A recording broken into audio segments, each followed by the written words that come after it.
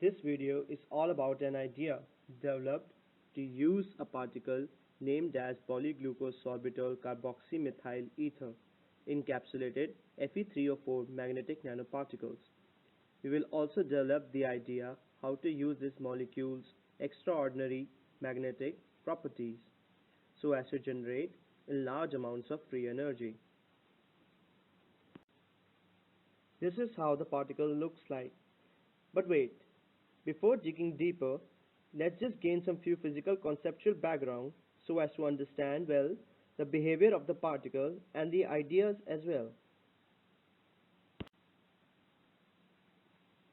This is a galactic merger simulation with only two black holes shown merging with one another.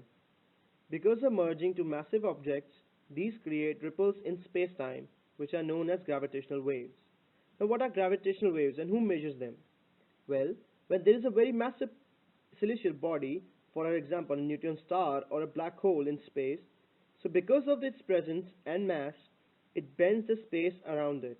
Therefore, change in its position or any oscillation in such objects will create ripples in space-time, which are known as gravitational waves.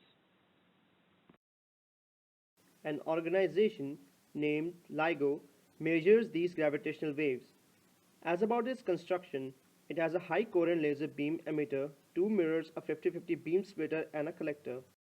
A highly coherent beam is sent through 50-50 beam splitter into two perpendicular vacuum tubes.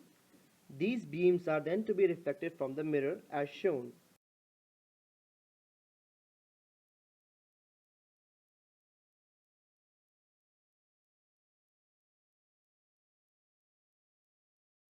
Both beams merge at the beam splitter again and are completely out of phase and are directed towards the detector. Now due to ripples in space-time, the length of one of these tubes changes and so consequently there is some light seen at the detector as shown.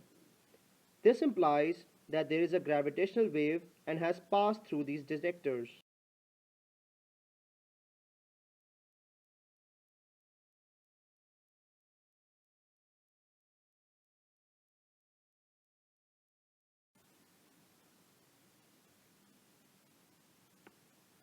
Now let us revert back to our particle.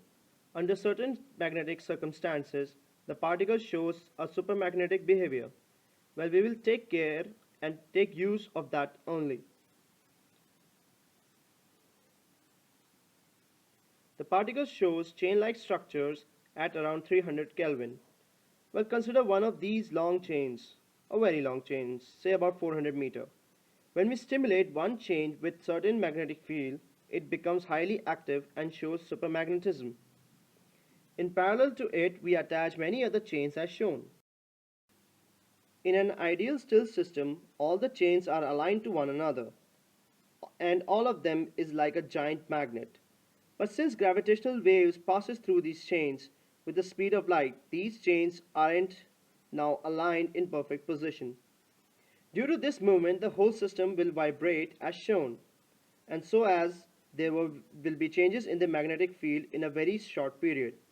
Well, these changes in magnetic field energy when applied to a coil will generate EMF following Faraday's law.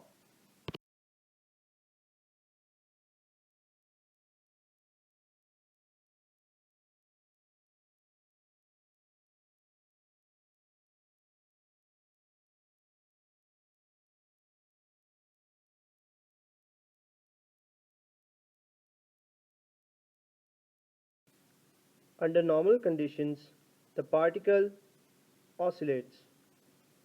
Under stress condition, the particle vibrates as shown. The particle, because of its vibration, creates magnetic fields as shown.